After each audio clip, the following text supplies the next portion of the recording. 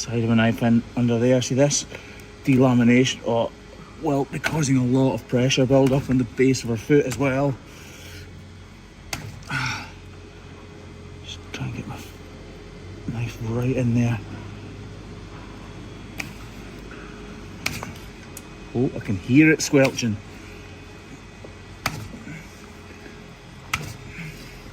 It is incredibly hard though, because this foot has been up off the ground for a couple of weeks now, so it's been dehydrating, and when it's not dehydrates, it just gets harder and harder and harder. You can hear it squelching in there.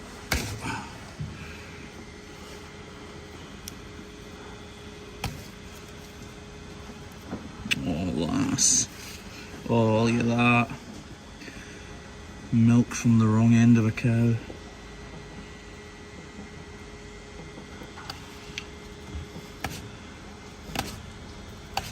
Wasn't sure how much of a difference we could make to this cow, and I actually said that to the farmer, because the trimmer here is pretty good actually, but this is going to make a good difference stripping away these layers. Actually, I think I'm going to go back to the grinder for just a second or two to reduce this part of our foot. As I start to grind away here, you can hear how hard that hoof horn is. The pitch of the noise the grinder's making is high, and that's because this hoof horn is exceptionally hard. But you can also see the fluid spluttering out from underneath the layers of hoof horn.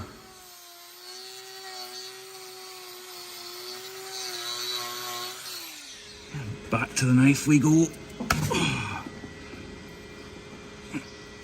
Lucky I'm in the gym just now, because this is incredibly hard.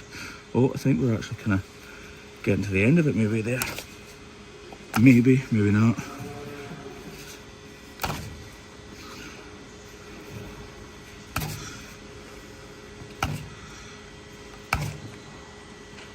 Ah, jeez. Yeah, we are. Ideal, but we're going to have to look around the front of our foot in a second after this.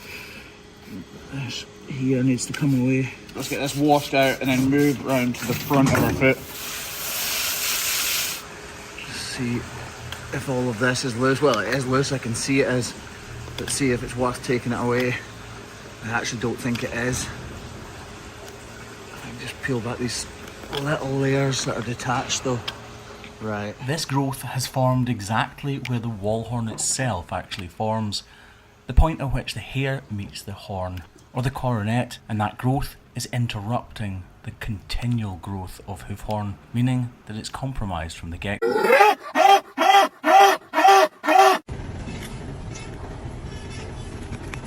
Sometimes you come across something and you just know that there's a problem underneath.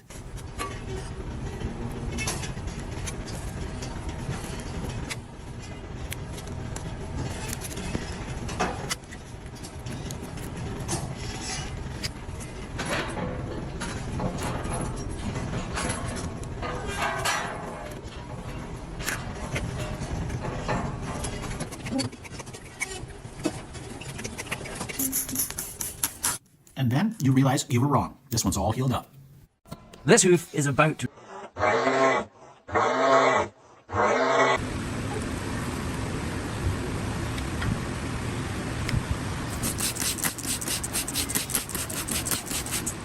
You're just beginning to be able to see that heel ulcer up underneath that sole, and as you're about to see, as we remove all of this, it's much more than meets the eye at this point.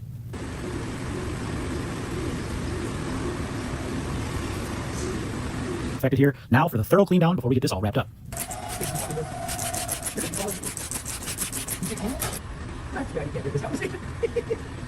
Kind of a funny moment right there. That farmer was talking to my son, who helps me in the summer, and apparently they were making fun of me and knew that because I had my earphones on, I couldn't hear him.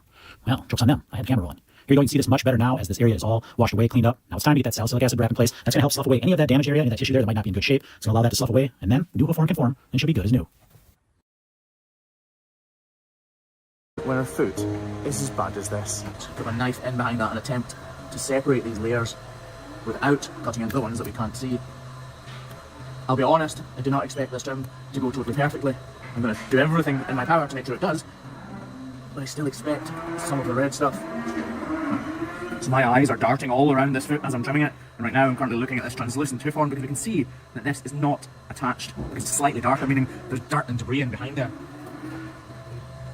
which means that needs to come away. Oh, it slips through so easily. Ouch! It perfectly illustrates exactly what an ulcer is. Basically a big blister. Come out really well though. I know I keep telling you about because it should roll over as she steps. Right, we are going to wrap this problem, claw. I didn't think we were going to, but I want to get as much iodine onto this problem as I possibly can to try and dehydrate the whole area and encourage the outer layers to die off and new layers to form underneath that dehydrated tissue.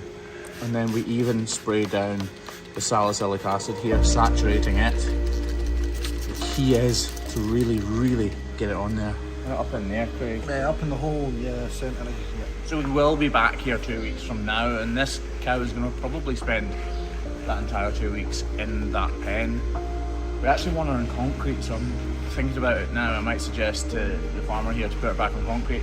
That way, it sounds weird, you want her in the hospital pen, but really we want her to use those blocks because you need the blood to move within the joints and everything, because blood flow is the key to fighting infection. If she's just sitting there sort of stagnant, not using the muscles in her foot, then the blood doesn't flow and she can't kill off the infection by herself. So I might suggest that you put her on concrete. But we will see her in 2 weeks time, so if you want to see that video, then make sure you subscribe so that you'll get an update when she's back in. Right, that block's nearly dry, so let's see how she's walking now, although I really, this is not preempting her walking well. Do not think she's going to walk very well at all.